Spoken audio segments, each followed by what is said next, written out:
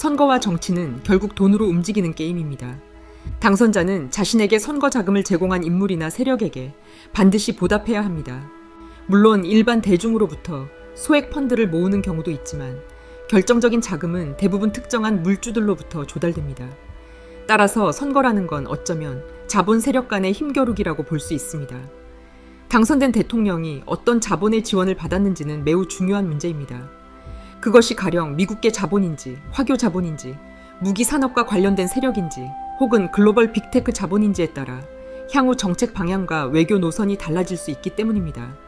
정치는 결국 누가 돈을 냈고 누가 영향력을 행사하느냐의 문제와 직결되어 있습니다. 특정 자본 세력이 막대한 후원을 통해 대통령 당선을 도왔다면 이는 그들이 권력을 부여한 것이나 다름없습니다.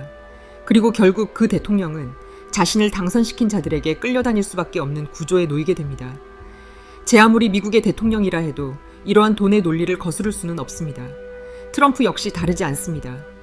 지난 선거 기간 동안 그의 배후에는 석유 기업, 다국적 군수 기업들, 그리고 디지털 화폐 시장의 거물들이 자리하고 있었습니다.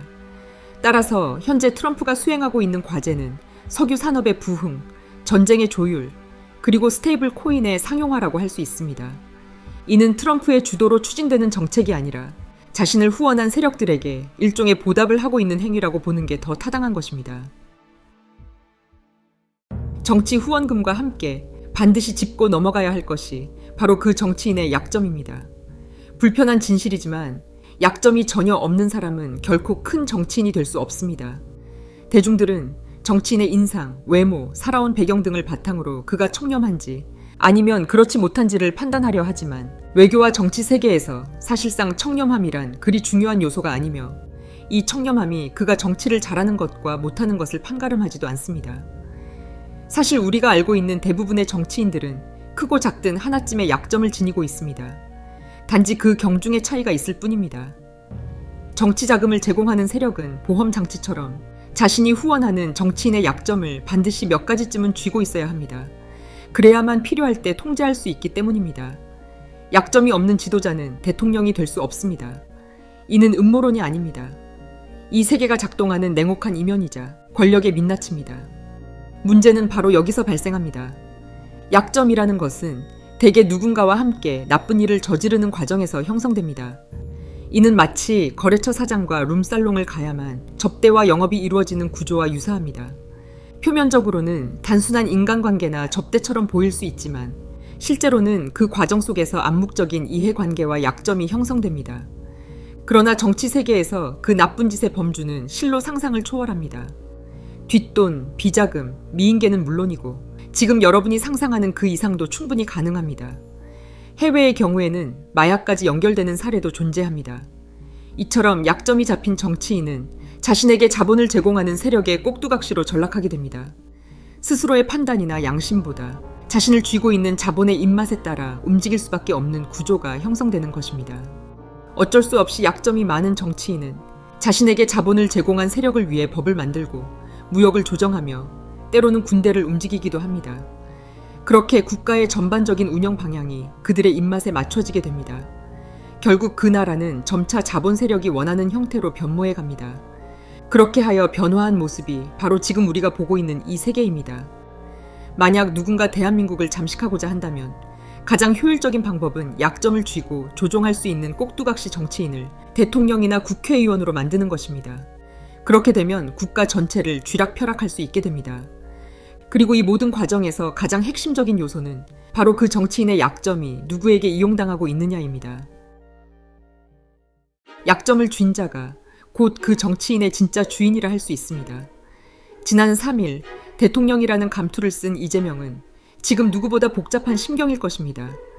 어쩌면 밤잠을 이루지 못할 만큼 두려움에 휩싸여 있을지도 모릅니다. 덜컥 대통령이 되어버린 지금 그는 이제 진짜로 목숨을 걸고 자신을 대통령으로 만들어준 세력들을 위해 움직여야 하는 상황에 처한 것입니다. 이재명에게 드러난 사법적 리스크나 개인사 이슈들을 제쳐두더라도 그 이면에는 감히 입에 담기 어려운 수준의 강력한 약점이 존재할 가능성을 결코 배제할 수 없습니다. 이재명이 어떤 이유에서든 일관되게 특정 국가의 이익에 기울어지는 행보를 보이고 있다는 점이 그것을 방증하는 것입니다. 그렇다면 미국은 이러한 이재명의 약점을 모르고 있을까요? 결코 그렇지 않습니다. 미국은 동맹국 지도자에 대한 정보 수집과 분석에 있어 세계에서 가장 정밀한 국가입니다. 그들은 이미 그의 리스크와 한계를 정확히 파악하고 있을 것입니다. 그리고 미국은 이러한 약점들을 전략적으로 활용할 수 있습니다. 미국과 중국이 무역 전쟁을 벌이고 있는 상황에서 대한민국 대통령이 친중적인 외교 행보를 보인다면 이는 미국 입장에서는 하나의 강력한 명분이 됩니다. 바로 한국의 최첨단 기술과 핵심 제조 인프라가 중국에 넘어갈 수 있다라는 위기의식을 조성함으로써 이를 사전에 차단하기 위해 미국으로의 기술 공장 이전을 설득할 수 있는 논리가 완성되는 것입니다. 그렇게 되면 중국에게 빼앗기느니 차라리 미국이 가져가는 것이 낫다라는 여론이 형성되고 미국은 자연스럽게 한국의 고급 기술과 인프라를 자국 내로 끌어들일 수 있게 됩니다. 이 과정에서 안보를 위한 전략적 재배치라는 명분은 그럴듯한 포장지가 되어줄 것입니다. 문제는 그 대가입니다. 이렇게 핵심 기술과 고급 인프라, 그리고 유망한 벤처기업들이 빠져나가게 되면 한국은 경쟁력 있는 산업 기반을 잃게 되고 산업의 지속 가능성도 끊기게 되면 무엇보다도 그만큼의 일자리도 급속도로 사라지게 됩니다. 결국 외교와 안보, 그리고 정치인의 개인적 약점이 결합되며 국가 경제의 뿌리까지 흔들리는 결과로 이어질 수 있는 것입니다. 사실 미국의 입장에서 보면 한국에 어떤 정권이 들어서든 그것이 본질적으로 큰 문제가 되지 않을 수 있습니다. 미국은 언제나 자국의 이익을 최우선에 두며 상대 국가를 자국의 전략적 필요에 따라 조율해 왔습니다. 이러한 과정은 대부분 미국의 의지와 판단에 따라 전개됩니다. 예를 들어 해당 국가가 친미 성향이라면 이를 명분으로 무기 판매 확대나 안보 협력 강화를 추진할 수 있습니다. 반대로 친중 성향이라면 그 흐름을 이용해 기업 압박, 기술 이전, 공급망 재편 등 전략적 조치를 정당화하는 수단으로 삼을 수 있습니다. 결국 어떤 정권이 들어서든 미국에게는 상황을 자신에게 유리하게 활용할 수 있는 여지가 남아 있습니다.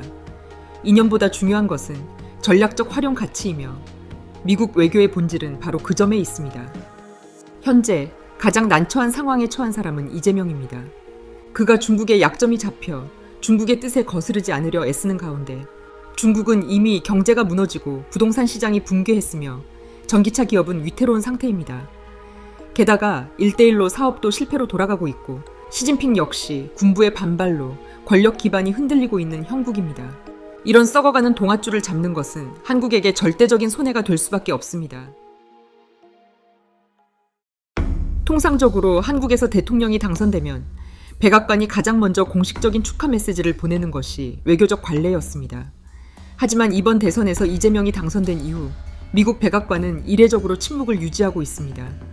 대신 워싱턴 정가와 외교 실무진들 사이에서는 그의 친중 성향에 대한 우려가 공공연히 제기되고 있습니다. 이재명은 그간 여러 발언과 행보를 통해 중국에 대해 비판을 자제하고 오히려 유화적인 태도를 보여왔습니다. 일각에서는 이것이 한국의 외교 균형을 심각하게 흔들 수 있다고 경고합니다.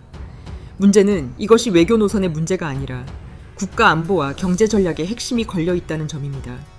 미국과의 동맹을 토대로 안보를 유지하고 있는 한국 입장에서 대통령의 친중 행보는 동맹국의 신뢰를 저해할 수 있습니다.